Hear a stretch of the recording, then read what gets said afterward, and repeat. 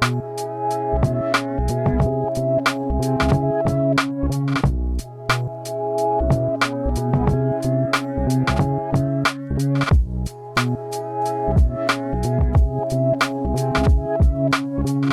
welcome back to Overcoming Glossophobia with me, Angel C, your favorite Jill of all trades.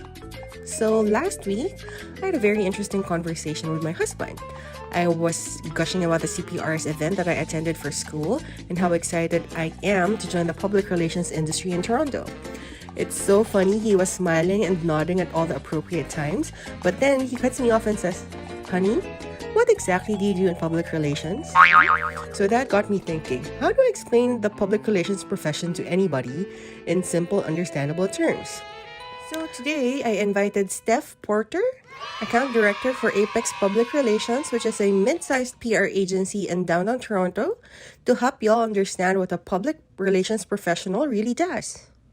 I can't wait. I'm excited to be here and for you to interview me. So Steph here has been working in PR for about 12 years already, and she's worked with some of the most recognizable brands and companies in Canada, like Harley Davidson, Rogers Centre, Paradigm PR, retail at Canadian Tire, then now over at Apex PR, where her biggest client is Walmart Canada. She also does support for New Balance and baby products brand Outlet. Her undergrad was BA Honors in Popular Culture from Brock, and she also got her postgraduate certificate in Public Relations from Niagara College. Okay, so guys, are you listening? Grab a pen and a piece of paper because you want to take this down.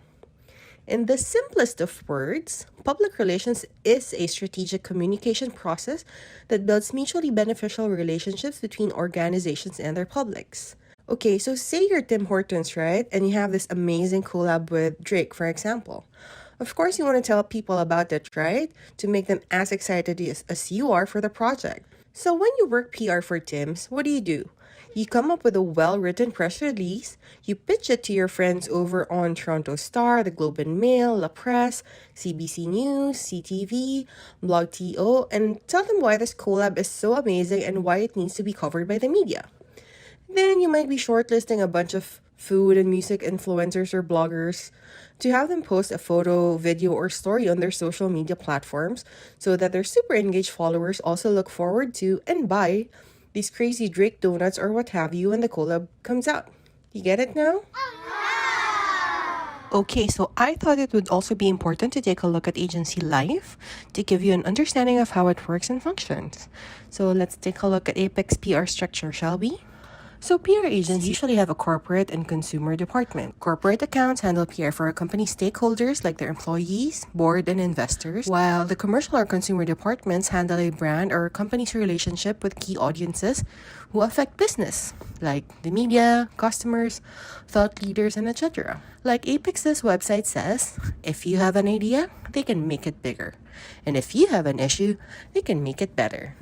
So for Steph, as account director in the consumer department of Apex, she is the senior contact for the agency's consumer clients.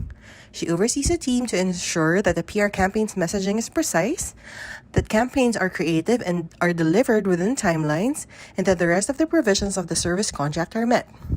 As account director, Steph is also responsible for growing the agency's business by either growing the business of existing accounts or delivering new businesses.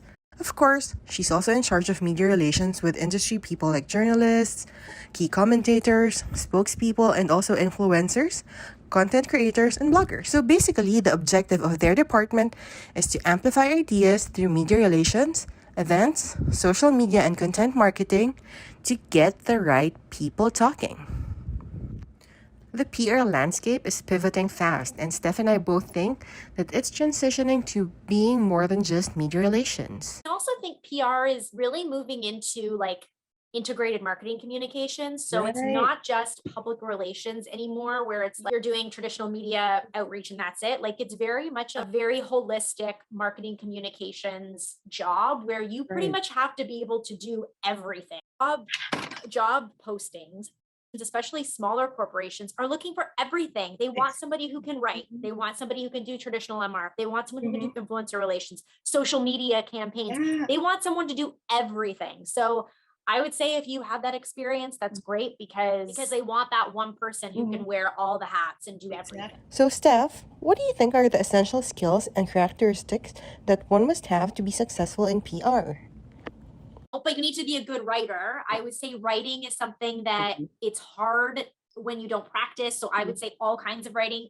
I mean, like social media writing, long form writing, whether that's in press releases or blogs or bylines, pitches. Like you need to be able to write it all. So I would say a hard skill would be writing. And then I would say the other kind of more soft skills would be tenacity and just wanting to learn and not saying no to things and just taking everything in, resourcefulness, being able to figure things out on your own.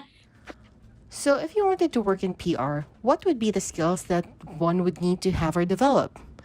Aside from being able to write well and at least having a decent grasp of the CP style book, and of course having a good media network, one must also have an understanding of how each communication platform works. This would resonate here, this would resonate there, this messaging would work here. So it's good to have insight into all of those things because you need to be able to really understand each and every platform. There you have it, PR in a nutshell.